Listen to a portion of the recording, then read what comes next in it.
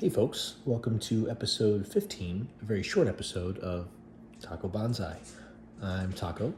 My dog Uzi is looking at me like I'm saying the most interesting things in the world, but really all I'm going to do today is do a little quick update on my situation and a little trimming on this Afra Kaleidoscope.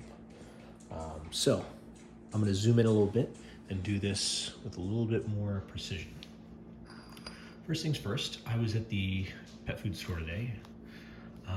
And I'm always blown away at how much I love the colors on pet food bowls. This one wasn't as cheap as I should have bought it for, but I love the color, I love the size. In fact, this might even be good, not for this as a forest planting, but for, something like this, or even as a forest plant if I cut them really, really small. Just like the color, I will have to affix legs or some sort of base that allows airflow underneath, and of course drill a hole for drainage as well as potentially holes for tie down, but really love the size, shape. It's a lizard terrarium bowl, so nothing crazy there. But I really liked it. It even has a little bit of, at the edge here, you can kind of see where the stoneware is showing through. I assume it is high fire glaze, but I'm not sure. It'll probably be a tropical plant anyways, because that's the glazed inside. Most of my deciduous and evergreens, I try to stick to unglazed pots on the inside. Also, thanks to Tom from Grow and Clip Bonsai for Seniors for so many things. But one of those things was the suggestion to use lipstick as a cut paste.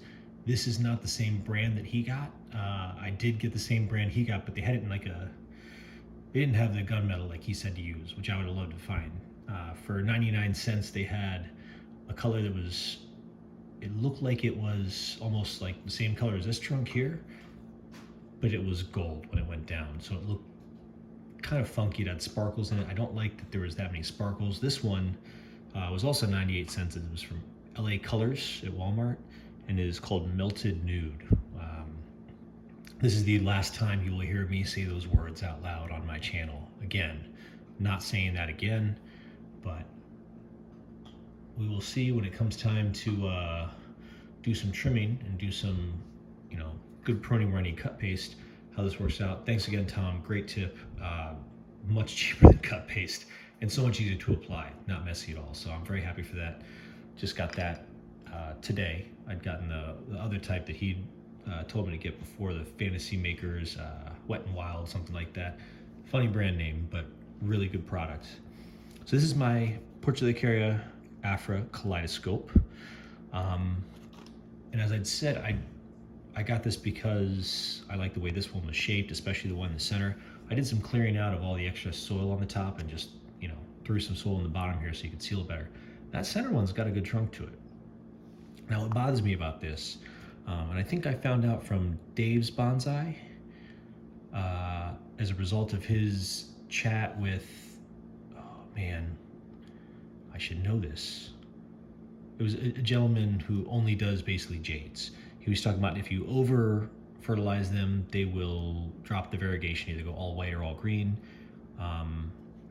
But also I think I found out from him as well that these white pieces on the variegation, now these leaves are variegated, these white pieces will never be anything but white. Nothing to come from that will ever be white. I'm also curious to try this. Like, I've been told it's a nice peppery, herbaceous taste.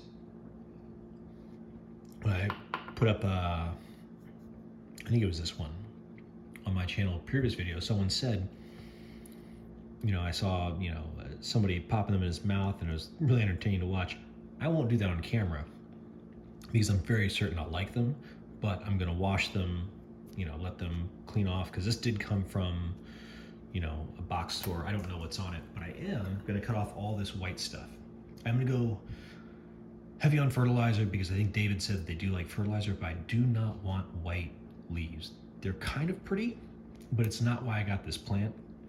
If I leave them, they do not have any ability really to use the sun to absorb nutrients. So I'm going to cut all these off. I'm going to do my best to do it so that you can see what I'm doing. So starting off with this first one here, I've just got this one branch here with some white, and I'm going to be very, very conservative about how I cut. So I think you can see cross section here. I am just going to cut off what I believe is the tip of a branch Yeah. Oh, there's a little downward facing branch there. I'm going to cut off just a little bit more of that, just to make sure that there's no white on there. Again, I'm going to take these and try them. In fact, I'll throw them in the lizard bowl for now. That's a good use for that lizard bowl. So I'm going to throw those in my lizard bowl when I'm done cutting them off. But the idea here is to make it so that the plant has a better ability to gain vigor. I'm certain that these white spots will come back up later, but for now I don't need them. The plant is too young and it needs all the vigor it can get. So same trunk coming up. You know, I'm not doing any real pruning here, just getting rid of the white spots. I've got this branch up here, so I'm going to do my best again to kind of get in here, and you won't be able to see because there's a little branch in the way, and cut off that's all white leaves on there. So there's a couple left, there's little ones on the inside, this one right here, and I can see better this branch. It's not really in the center of where you guys are looking, but there we go, a little better. So I'm going to cut off the rest of this, and all the way through. So that way I have a better ability to, you know, gain vigor in that branch. Again, these white variegations do often come back. I've got some down low here on the bottom. So let me see if I can get this without having to, try it out, without having to turn it too funky. So this one, it has a white, and then it also has other ones on the same branch, I think. So I'm gonna do it leaf by leaf. I may obscure the vision just slightly. I'm trying not to take off any green. I want to leave all the green I can, as long as it looks relatively healthy. So yeah, there's some white that's gone. Up top here, these are also just white, so I'm going to take those off. Some little dried ones from the inside came out. Up top here, it looks like it changed to pure white about here. So I'm going to cut that off too. Now, you don't need to do this with any kind of variegated plant, but from what I've heard from those channels and those are experts, they're not people who just started this yesterday. So from what I've heard, it just seems like the best idea for what I want to do. The one in the center has good grip, but really, honestly, these have pretty good, you know, starts to solid form. So if I wanted to do a forest of these one day, they would look great. I know that's kind of what people do right now. But it doesn't mean it's not good. I don't need to do something completely different. I don't think that a lot of people use the Kaleidoscope Portulacaria Afra, the Kaleidoscope Afra very often. So I'm not worried about copying somebody. So this one is kind of tough to tell, but coming up, I think this is my last green leaf here. So I'm gonna be a little conservative. I can always trim off more. I'm gonna take off that whole top. Pop it in there. Looks like I left a little bit behind. Oh, quite a bit behind. All right, well, I'm just gonna keep on going. Sorry, probably was a little off camera there. Until I get all this white gone, because I do not want, there we go. Oh. There we go. I'm not sure if this one's all white. Yeah, well, doesn't matter, it is now, right? So getting there, there is some little ones in here, but they're not completely white. I don't know if you can tell, they're kind of a cream color. So I'm gonna take off just the ones that are purely cream, just to make sure that, you know, I guess I'm just taking off everything that's too pale. And same thing here, these are, I think, all white. So I'm gonna take them all off. That's a lot better, yeah. I can see, oop, these got stuck in here. Is that a white one? I can't tell. So looking a lot more green.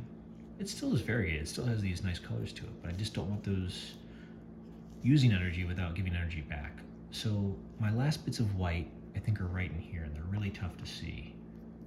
Right in here. No, not tough to see after all. So I'm gonna spin it. And sorry, I can't really get in a spot where I'm happy with the way it looks when you guys see it, but I'm gonna try to come up in here and, perfect.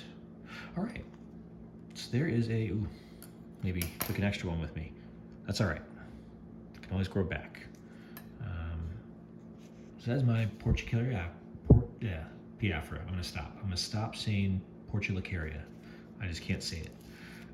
So that's my Afra, big box purchase. It seems to be doing well so far. I don't know if you can tell. I believe that in here I've got some new leaves. Hard to tell again. This is where I trimmed off. So I don't think they use cut paste on Afra. But really not bad trees. I know I've got kind of a trident here. I've got some weird branching, but until these get bigger and I feel confident that they're ready to be repotted, I don't want to do any structural pruning or any pruning of any sort other than just to keep the white out of it. So still a really pretty Afra, ready to grow for a little bit, and I get to try some of these little white sections of the plant.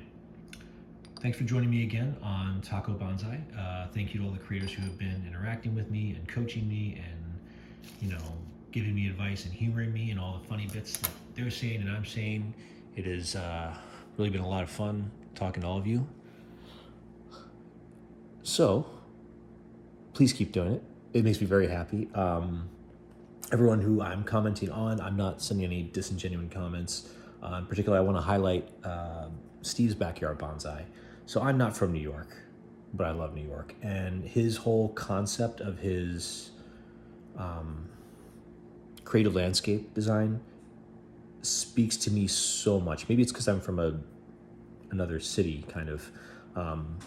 DC being right down the road. I really love the idea of doing that engineered landscape design that he's doing. So that's super cool. Steve, keep doing it. It's so interesting to watch, and I don't know exactly what it takes to make a full-size landscape of that scale, but I feel like I'm kind of getting a peek into history watching you make that, because it kind of hints at what they might have had to do when they first made things like Central Park and all the other beautiful parks in New York. If you've never been to New York, it is a giant city, but there are some of the most beautiful parks inside of the city, and you wouldn't believe it. You can walk around for hours in these parks, and it's surreal. It's so cool. They did such a good job with engineering these natural spaces, and the trees are enormous and beautiful in some of them. So yeah, Steve, thank you so much for doing that. I really love your creative landscape. I can't wait to see the rest of it and how it develops and finishes up.